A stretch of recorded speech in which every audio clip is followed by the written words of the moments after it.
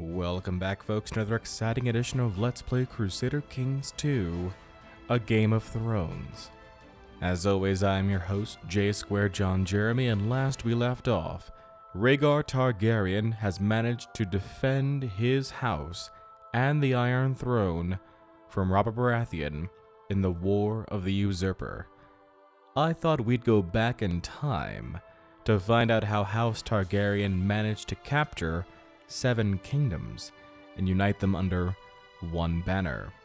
To do so, we'll need to play Aegon's Conquest. Before the conquest, 7 kings ruled in Westeros, each struggling for power and supremacy over the other. But now Aegon Targaryen and his sisters have landed at the mouth of the Blackwater, armed with 3 mighty dragons. Storm King Argilac the Arrogant has spurned Aegon's offer of a marriage between his friend Orys Baratheon and Argilac's daughter, sending them back the hands of Aegon's envoy.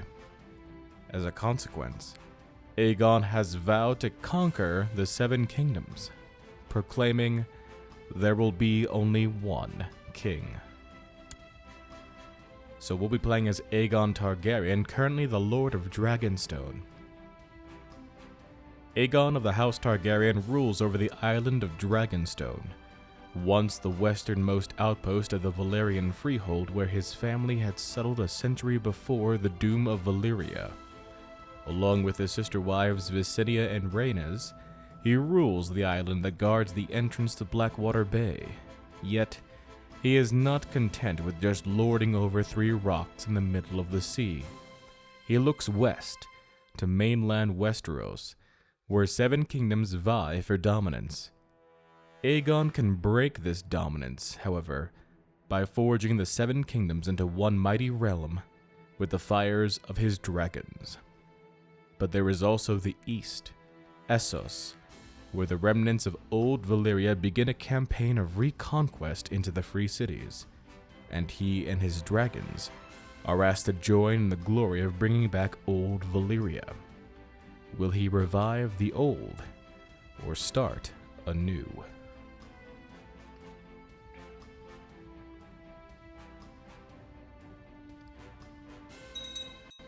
All right. The War of Conquest. It has been a century since the doom of Valyria, which left House Targaryen as the last bastion of the blood of the dragon. We have strived to expand our holdings ever since, and now we are poised to conquer using the dragons as the ultimate weapon, rather than relying on our meager manpower. The free cities call upon me to unite them into a new freehold. Westeros and its 7 kingdoms, however, seems a greater prize. So note that we are currently playing as a High Valyrian Lord.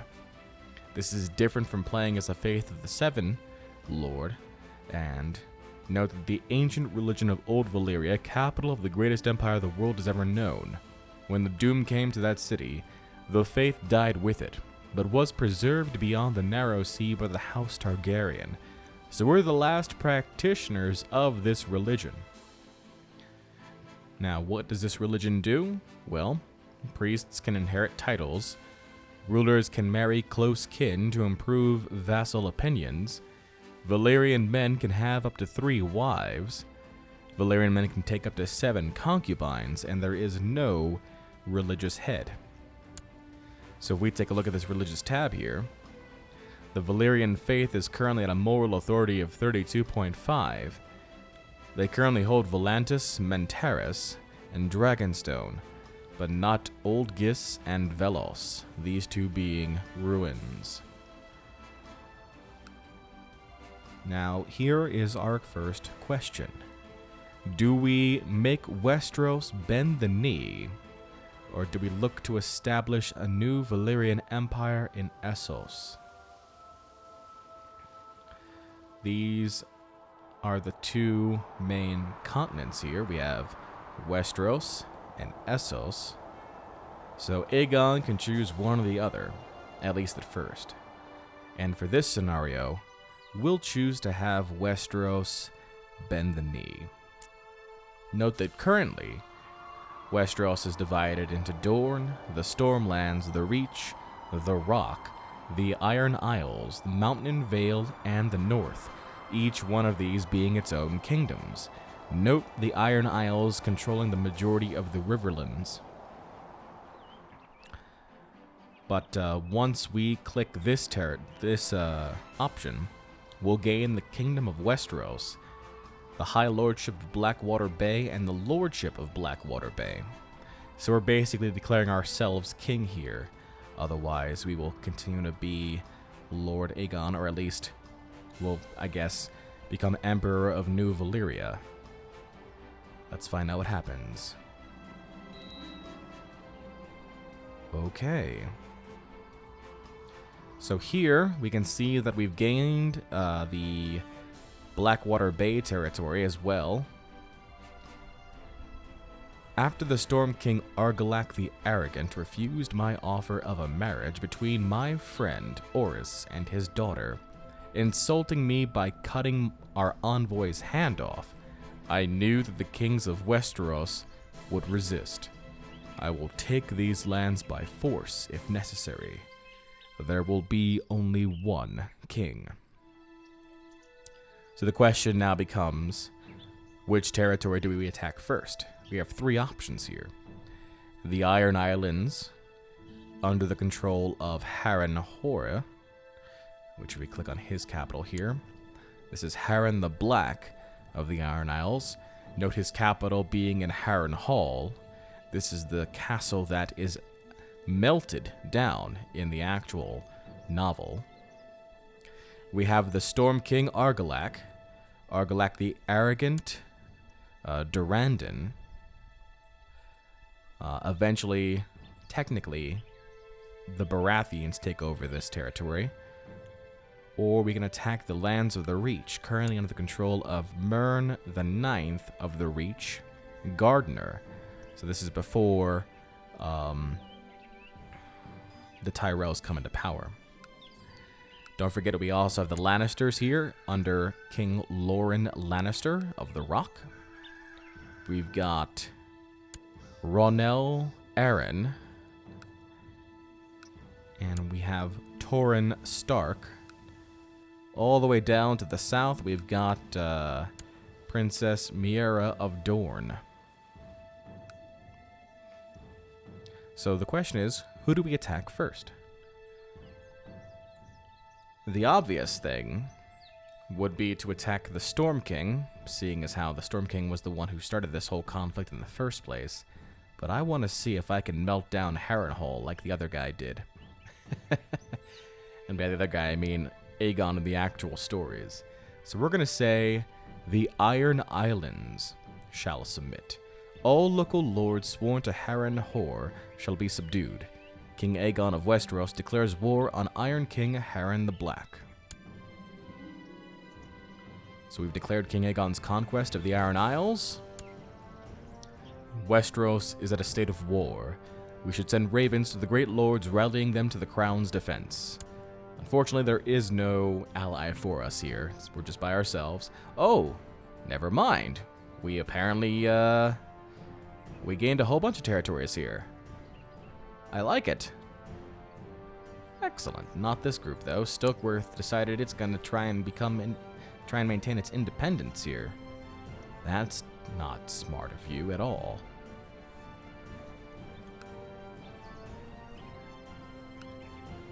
I can apparently declare war on him because I am a dragon rider.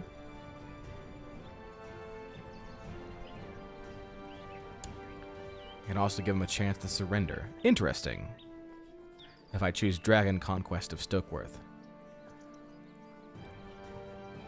Sure. In the meantime, Aegon. Let's take a look at Aegon here. Aegon is 24 years of age. He is Valyrian. Feudal government. He has 11 diplomacy, 36 martial ability, 11 stewardship, 15 intrigue, and 5 learning. His wife is Queen Visenya, who is also a martial individual. Note that both of these individuals have dragons, as does our sister wife, second sister wife, Rhaenys. She also has a dragon. Now we have Blackfire, which is a Valyrian steel sword. We are strong. We are a formidable fighter. So all this works in our favor when it comes to potential duels. On the field, we're an aggressive leader. We're an inspiring leader, and we're also a flat terrain expert. Besides that, we also have Orys Baratheon here, who is our current Hand of the King, with a great martial ability, and stewardship. Well, okay stewardship, okay diplomacy.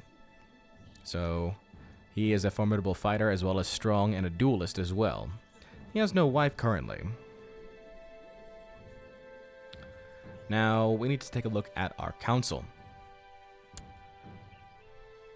Rhaenys here could be seen as a good potential Master-at-Arms. But to max out our Master-at-Arms would probably be best if we made Orys Master-at-Arms. And instead we'll have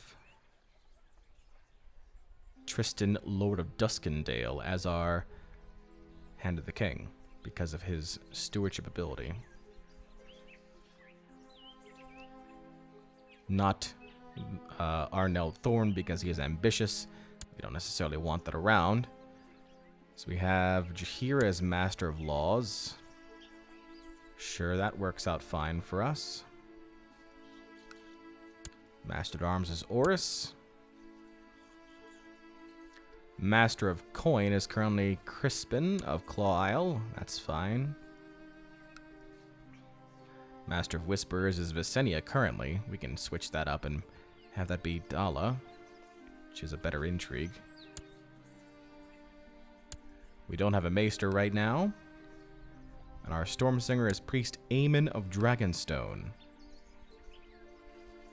Right now, let's take a look at how we can best apply ourselves. Looks like Dragonstone has the better tax rate, so let's go ahead and have the Hand of the King oversee Dragonstone. Jaheira, the Master of Laws. Since we're in wars right now, we don't need to worry about fabricating claims or even sowing dissent.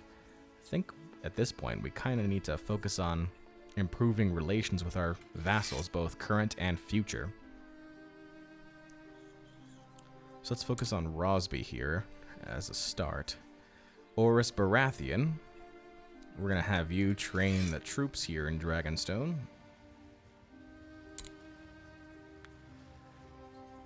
And, let's see. Crispin's going to be collecting some taxes here. Dala, the Master of Whispers, will be building a spy network locally. And the Stormsinger can, I guess, perform charity. Although there is a 13% chance of them being trampled by the mob. Interesting. Alright.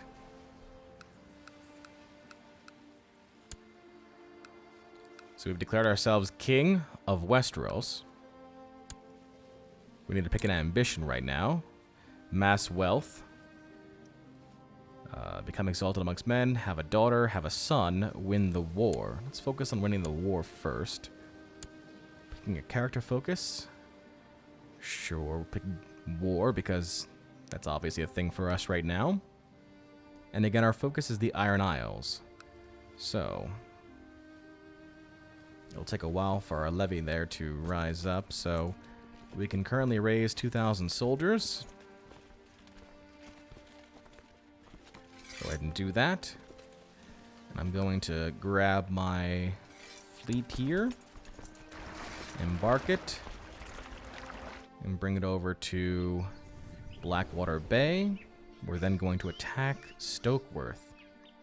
And hopefully this will be the start of a successful conquest.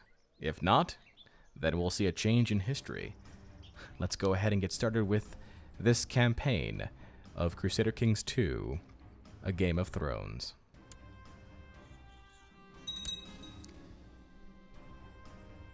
Your Grace, Osney Stokeworth has refused your demand for his fealty and has taken up arms. We shall show them the might of our dragons. Looks like the Iron Isles is also having to deal with somebody here. Nope, they're just maintaining independence. That's interesting. I don't like that. These guys are going to try and attack them. Yes, they are. Red Blood of Valyria happened to us.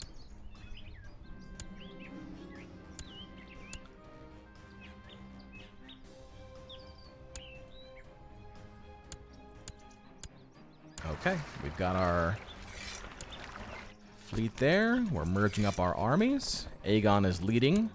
We've also got, let's see. Rhaenys is a dragon rider, but she doesn't have necessarily great other abilities here.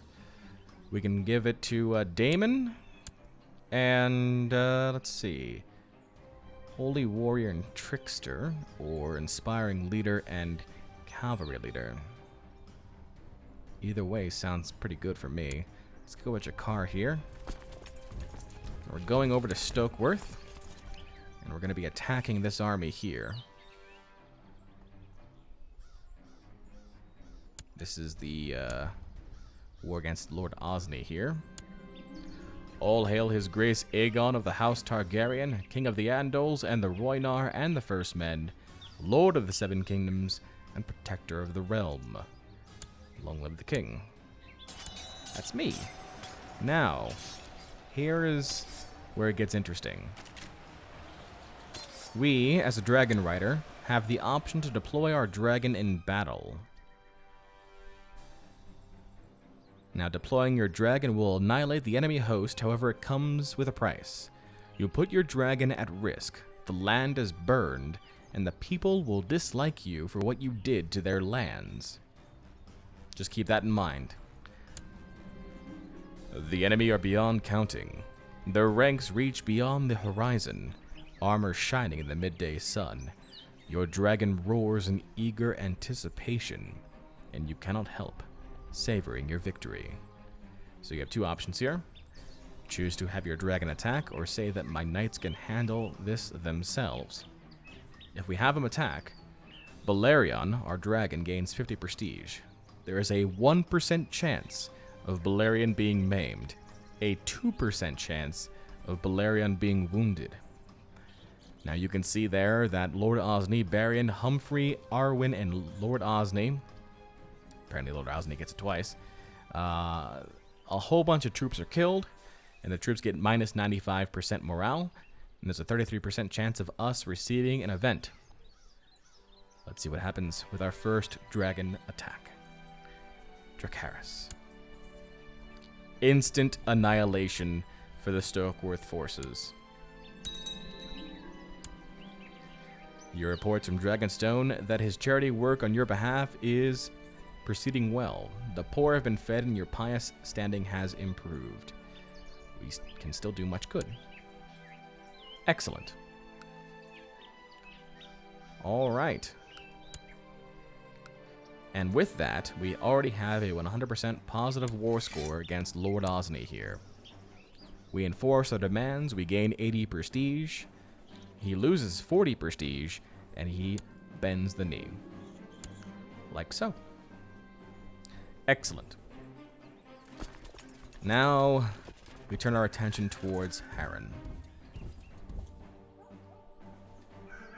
We'll head towards his capital here. Note that he's got an army right now of about 9,000 soldiers. More are probably on the way. We fulfilled our ambition to win the war. Luckily didn't say what war. I guess we'll want to adopt a lifestyle next. People want minimal feudal taxes, apparently. I'm not necessarily a fan of that.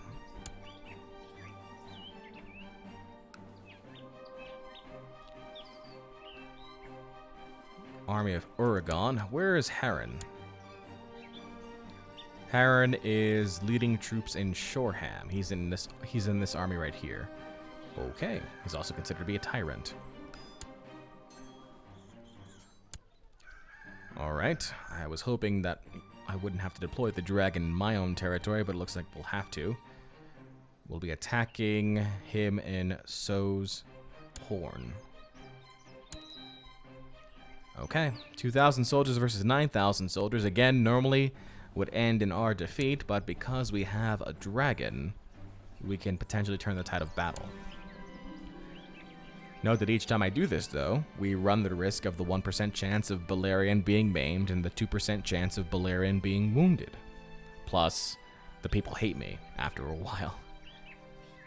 But we need to. Dracarys. Down to 384 soldiers out of 9,000. It's insanity.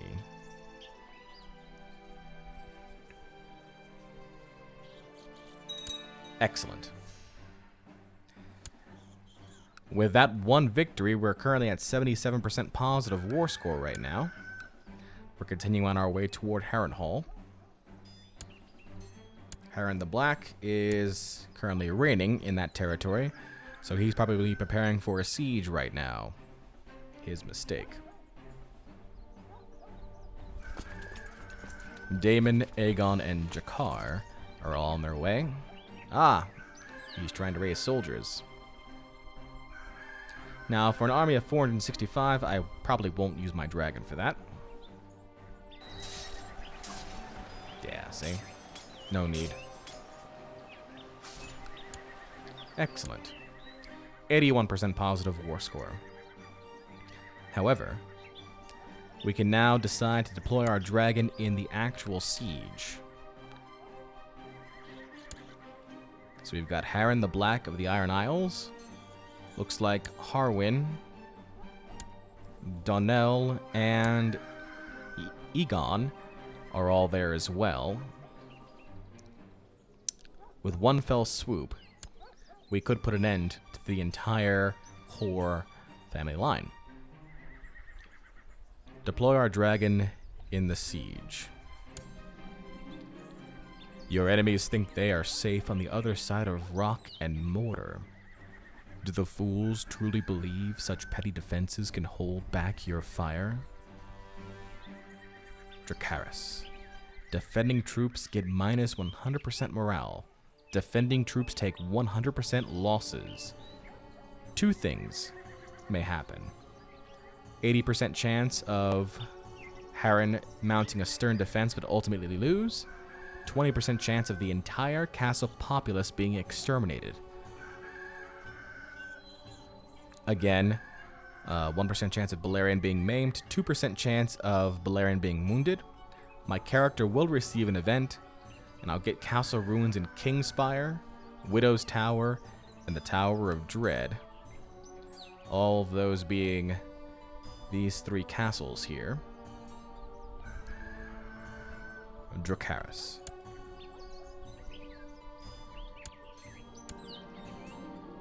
Your Grace, their leader is not here. Oh, at the very last moment, he moved his character to Esgaroth. He was... Son of a gun. Alright then, we'll take his family along with us then. So we should Harrenhal victory. We have a 100% positive war score against Harren the Black. Before we... Oh, he doesn't have any gold from which to gain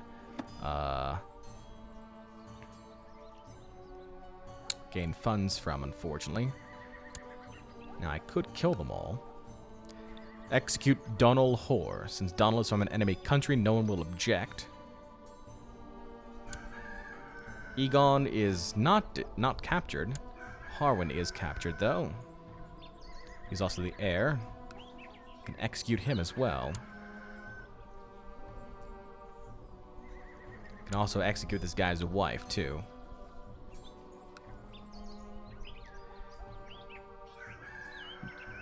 If I decide to teach the Westerosi a lesson, like the Westerosi tried to teach me, perhaps they'll think twice about my offers of submission.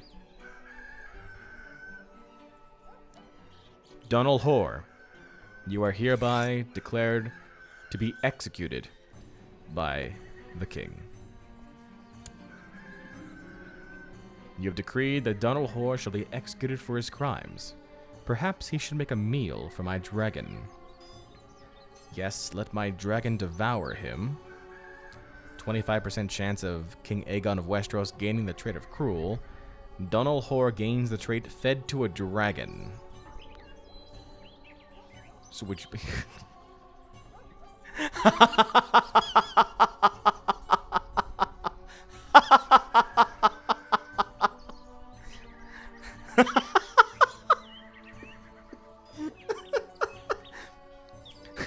Here's a question.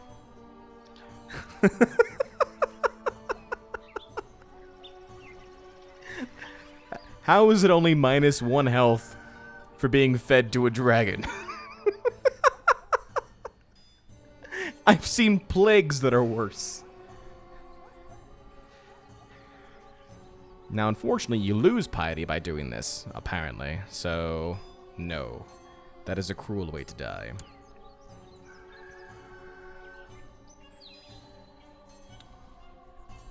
Thalia,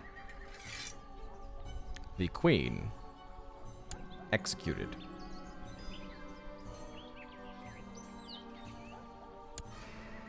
Harrenhal, executed. Alrighty, and with that, the Iron King is cowed. Will gain 300 prestige. He'll lose 150 prestige. He'll lose his crown and be named Lord Paramount of the Iron Islands, swearing fealty to Westeros. And I become his new liege. Now, he really doesn't like me. And he will continue to not like me. So, we may have gained a long-term enemy, but I'm okay with that. He lives, which is different from the actual storyline, in which when Aegon burned Harrenhal in the story, his entire family was burned alive. In this case, we killed 2/3 of his family, but Harren lives. King Aegon's conquest of the Iron Isles has ended. King Aegon of Westeros won. Excellent. And with that, we gain control of what is the Riverlands territory, as well as the major Crownlands territories. Find out what happens next time as we continue King Aegon's conquest of the Seven Kingdoms. Until then, this is J2 John Jeremy signing off, saying so long and take care. Hey everybody, J2 John Jeremy here. Just want to thank you all for watching the first episode of Aegon's Conquest here in Crusader Kings 2, A Game of Thrones. Doing this episode here reminded me of the time where we made our campaign to become Shogun in Sword of the Samurai, so click on the left-hand thumbnail to watch that particular series. If you enjoy these videos, don't forget to click on the right-hand thumbnail to subscribe, and as always, until next time, so long and take care.